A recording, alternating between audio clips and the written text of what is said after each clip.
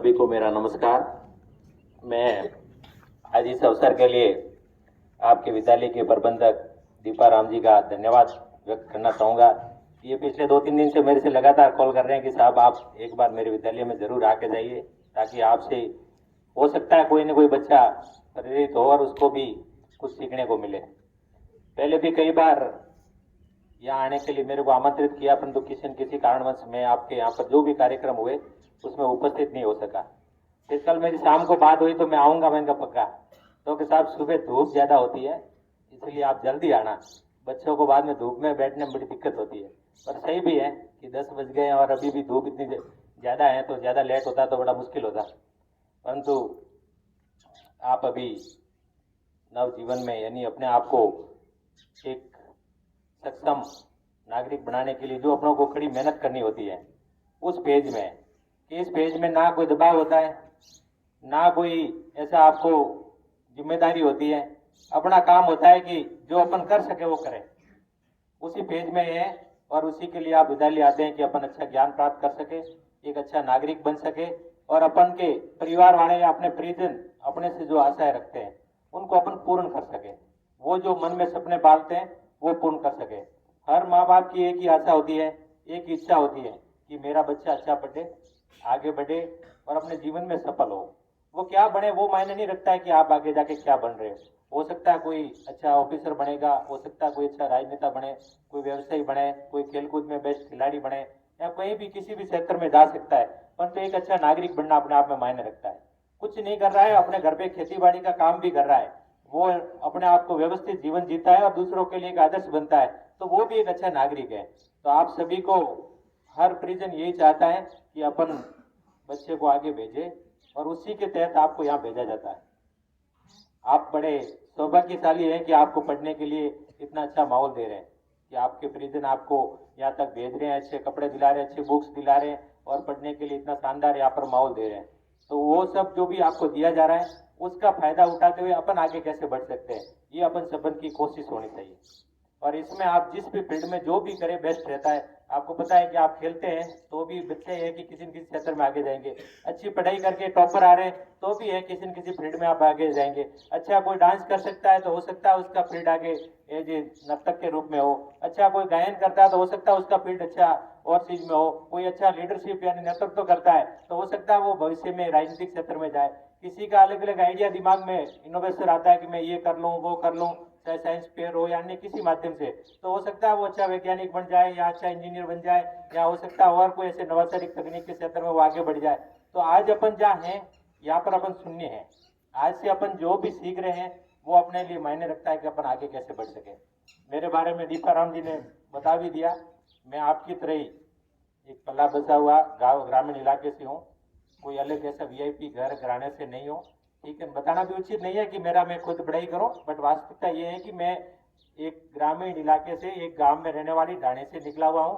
आज भी मेरे मम्मी पापा घर पे रह के खेती बाड़ी काम करते हैं और मेरे को बड़ा गर्व है कि उन्होंने मुझे अवसर दिया और मैं उस अवसर पे खड़ा उतरा और आज उनकी बदौलत ही आपके बीच में खड़ा हूँ। मैं आपकी तरह आम था, आम से खास बना तो उसके पीछे किसी का हाथ है तो सबसे बड़ा हाथ माता पिता का होता है और उसके बाद होता है तो गुरुजनों का होता है, जो आपको अच्छा मार्गदर्शन देते हैं और आपको अच्छा मोटिवेशन करते हैं और आगे बढ़ाने के लिए आपको जहाँ जहाँ जरूरत होती है तो वो अवसर देते हैं।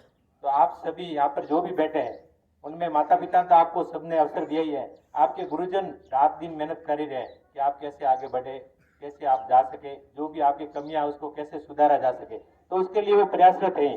परंतु अपन क्या कर रहे हैं वो मायने रखता है कि अपन किस दिशा में कैसे मेहनत कर रहे हैं, अपना मन कहाँ लग रहा है, अपन कर पा रहे हैं नहीं कर पा रहे, ये इंपॉर्टेंट है। मेरा ये मानना कतई नहीं है कि आप 24 घंटे पढ़े। 24 घंटे का अपना टाइम पीरियड होता है, रात दिन मिला के 24 घंटे होते नहीं होते हैं। 24 घंटे में ये कहीं नहीं है कि आप 24 घंटे पढ़ दे रहे हैं, क्योंकि एक आपके आगे बढ़ने की एक पीढ़ी है जिसमें मतलब आपका मानसिक रूप से, शारीरिक रूप से, वैचारिक रूप से अभी विकास का दौर है और इस समय आप जितना ज्यादा एक्टिविटी में व्यस्त रहेंगे उतने ज्यादा आप आगे बढ़ेंगे, जितना ज्यादा मेहनत करेंगे इतना कुछ न कुछ नया सीखने को मिलेगा। मतलब ये लर्निंग फेज है, इसमें जो भी आप देखेंगे, आप चलते हुए यदि बस में बैठे हुए भी यदि मन में मनन करते हैं तो कुछ न कुछ नया विचार आएगा और वो घर जाके आप करेंगे तो हो सकता है कुछ और अलग और आपका फील्ड अलग बन जाए। तो आप इस समय जो भी सीखने का ये फेज है इसमें जितना कर रहे हैं वो अलग अलग है। मैं कहता हूँ कि 24 घंटे में से 24 घंटे आप पढ़ाई करें या पढ़ाई को दिमाग में बोझ बना के रहे, ऐसा कहीं नहीं होना चाहिए। चाहे एग्जाम भी आ रहा है तो आप 24 घंटे अपने को किसी को कोई पढ़ना नहीं है। कोई भी सफल होता है या टॉपर होता है, आप उससे कभी भी बात करिए, वो हो सकता है 12 घंटा पढ़ा हो, 13 घंटा पढ़ा हो या 10 घंटा पढ़ा हो, उससे ज्यादा कोई बच्चा पढ़ा नहीं सकता। क्योंकि अपना ये मस्तिष्क है, इसकी भी एक लिमिट होती है।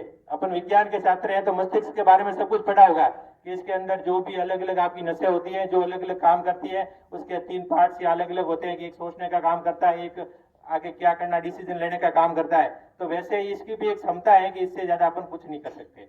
जो भी एक कृत्रिम रोबोट या मशीनें होती है उनके भी एक बैटरी होती है, उसकी एक लिमिट होती है कि वो बैटरी डाउन होने के बाद वो काम नहीं कर सकती है। तो अपने भी ये वास्तविकता है कि अपना शरीर, अपना मस्तिष्क है, कितना प्रिपेयर है, कितना कर सकता है, इतने में अपन कितना बेस्ट करें वो होना चाहिए। मेरा यही कि आप स्कूल में आते हैं, स्कूल में आप 7 या 8 घंटे पढ़ते ही है, 7-8 घंटे टाइम रहता होगा ना आपका स्कूल का। इसके बाद आप जाके कोई 8 या 10 घंटे ना पढ़े, 3 या 4 घंटे अच्छा पढ़े। जब भी पढ़े तब मन लगा के पढ़े।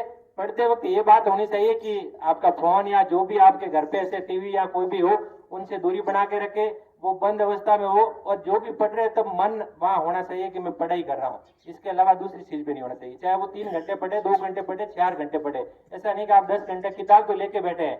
मन कह रहा है कि वो अपने मेहमान आए हुए हैं, वो क्या बातें कर रहे हैं सुन लो। मन कहता है कि टीवी में अच्छा सीरियल आ रहा है, मैं सीरियल देख लूं। मन कहता है कि मम्मी पापा मोबाइल दे दें तो 1 घंटा में फोन देख लो। मन तो वहां घूम रहा है और किताबें लेके बैठ रहे हैं, दिखावा कर रहे हैं। तो उससे कोई बेनिफिट्स नहीं है, उससे कोई फायदा होने वाला नहीं है। पढ़े तो 4 घंटे पढ़ ले, उसके बाद अच्छा खेल ले, अच्छी टीवी देख ले, जो भी देखना है, तो उसमें उसमें भी आपको आनंद आएगा, पढ़ाई में भी कहीं ना कहीं आनंद आएगा। और उसमें आप जो 8 घंटे में सीखते हैं उसमें से भी 2 घंटे में ज्यादा सीख पाएंगे। तो आजकल कंपटीशन का दौर है और जहां देखे होड़ मची हुई है। हर कोई ये चाहता है कि मेरे बच्चे को आईएएस बना दो, मेरे बच्चे को डॉक्टर बना दो, मेरे बच्चे को इंजीनियर बना दो, मेरे बच्चे को वहां भेज दो, वो कर दो। जहां देखो माता पिता के अंदर होड़ मची हुई है कि भाई इससे पड़ोसी से भी ये रहता है कि इसके लड़के से मेरे लड़के का नंबर ज्यादा है, उसके पास वाले से रहता है कि इससे मेरे नंबर ज्यादा है। हर कहीं जहाँ देखो वहां प्रतिस्पर्धा ही प्रतिस्पर्धा है। और इस प्रतिस्पर्धा में अपने आप को अपन दृढ़ता के साथ कैसे स्थापित कर सके।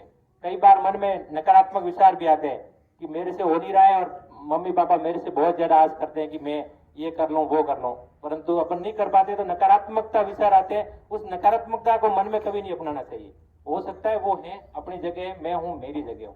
यदि मैं तुलना किसी से करता तो मैं आज खड़ा नहीं हो सकता था, क्योंकि मैं आपकी तरह यहाँ से निकलता था। उस समय भी ऐसे लोग थे जो बहुत अपन मानते हैं कि अमीर घराने के, मतलब उनके पास सारी सुविधाएं हुआ करती थी। वो अच्छी अच्छी स्कूलों में, अच्छी अच्छी कोचिंगों में जहाँ देखते वो सुविधाएं मिलती थी। अपने आसपास अभी भी अपन देखते हैं किसी को घर में अच्छी चीज दिला देते हैं, अच्छी बुकलेट दिला देते तो क्या उसके दिला दी, मेरे को नहीं दिलाई, मन में विचार जरूर आता है। परंतु यदि वो विचार अपन मन में अपना के और नकारात्मक सोचने लग जाते हैं कि वो तो है इसलिए कर रहे हैं, हमारे पास नहीं इसलिए कर नहीं कर पा रहे, तो शायद ही सफल होते।